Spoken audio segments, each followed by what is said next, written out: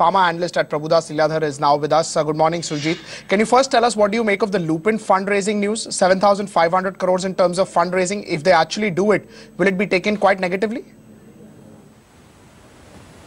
Yeah, because company is already pretty much cash positive, and I think given the company's guidance that they will not go for any large kind of acquisition, so they will be mainly restricting to the across geographies in key markets like Mexico, Brazil, Eastern Europe, Russia, Africa.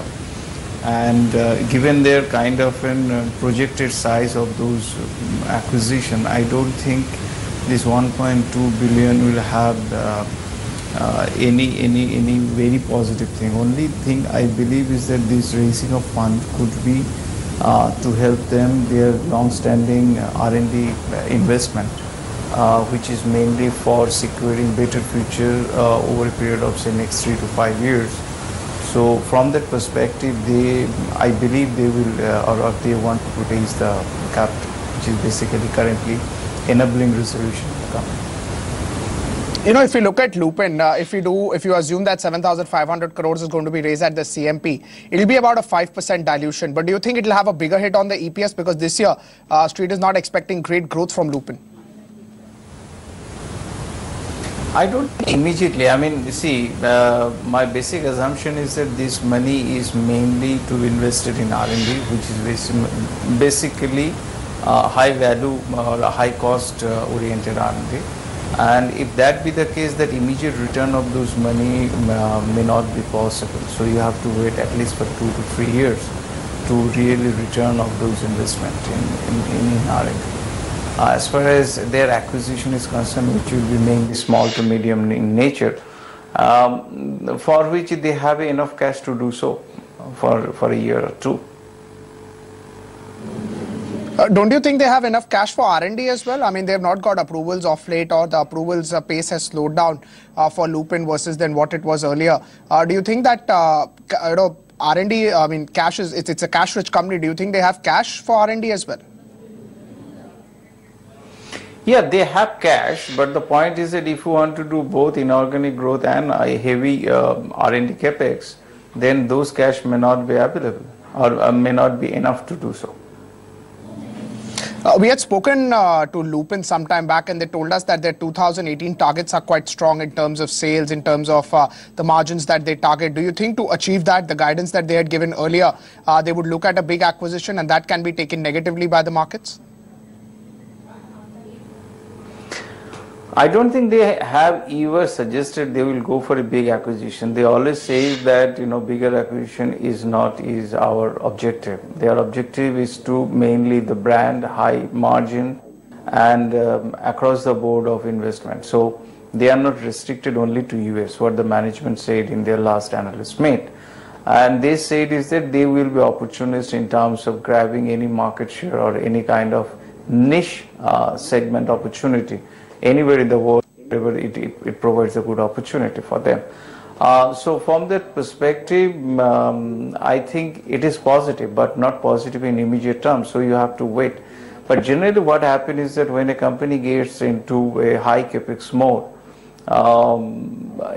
what we could see is that investors does not want to go through that pain of that period of investment. Rather, they comes back when those investments start giving you the yield. If you look at approvals of late, they have been quite slow as far as Indian pharma is concerned. First, I want to talk about Glenmark. Since Feb this year, they've got about 8 approvals. Do you think it's by far one of the best in the large cap space? Yes. I think I think Glenmark is the pretty exception to what happened to the other Indian companies. And I think this is followed by, to a certain extent, by Aurobindo. They have also started getting approval. But for Glenmark, I think the reason being is that they have gone through pretty dry phase for last 12 to 18 months.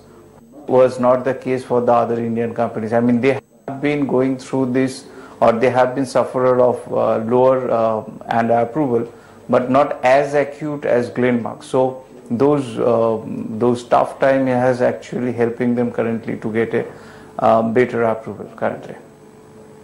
Do you think then that warrants Glenmark to be one of the top picks among the pharma space? Is that one of your top picks as well? Yes, this is our top pick currently, and followed by Aurobindo in mid-cap space, and in large cap we prefer Cipla. Right. We in the last 8-10 days, we've got a lot of approvals coming in. So we've got 2 drug approvals for Wockhardt, 2 for Aurobindo, 3 for Orchid Chemicals. Of course, the size of these drugs are very, very small, about 40 to 60 odd million, mostly less than 100 odd million. Do you think this is the start of further approvals coming in? Because we've had a slack period for about 3 to 6 months now. Yes, I mean, see, given the kind of a time period required, and yesterday there was a meeting between GPHA and FDA on a public space, and as per their calculation, the current average approval time currently is 48 months. So definitely every year, I mean, if you start calculating since 2012, every year this period has been increasing, and currently, if you go by 2014 data, it is 48 months. Definitely, when you have started implementing Jurufa, definitely these things should not be expected. So there is a lot of pressure on US FDA to clear their backlog, and I believe that's why they have started giving, final action date to most of the companies wherever there is no problem as far as manufacturing issues are concerned. I mean, those guys who are sitting on a clean slate, they are getting a final action date, and as a result of it, you are seeing, or you have started seeing, approval comes by. But overall, I believe FY17 you could see quite a big lumpiness in terms of major approvals, or big number of approvals will be coming. So that might start coming from, say, Q4 FY16 and mostly FY17. So I believe mostly all the Indian companies, and including other generic guys who have a long list of approval pending, could see quite a bit of, a huge number of approval to come by FY17. Right. You just mentioned that in FY16 you don't expect any major drug approvals or big drug approvals to come in for most of the companies, right?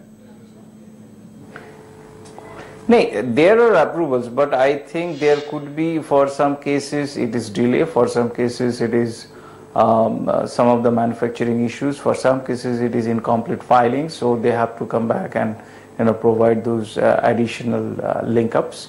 So I think if there is any kind of approval comes in, it will come only in the second half of FY16. Right, and does that factor in the consensus numbers? Because still pharma, in terms of expectation, continues to expect a high growth. Don't you think that should come down?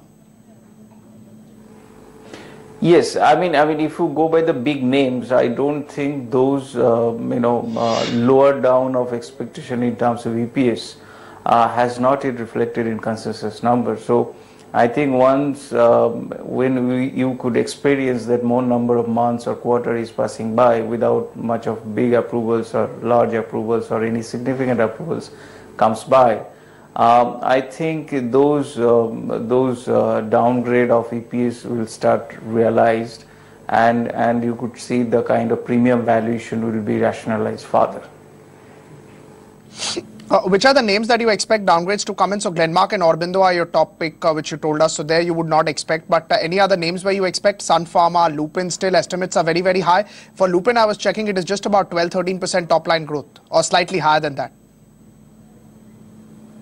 Yeah, I mean, all the large cap. I mean, be it Sun Pharma or Lupin or Carilla, I think Torrent to a certain extent. So the kind of valuation these guys are enjoying, I believe there will be correction because there will be rationalization of the EPS estimates, and that could drive down the valuation going forward in near term. Right, Sujit. Thank you so much for joining us here this morning. Hope you have a great day.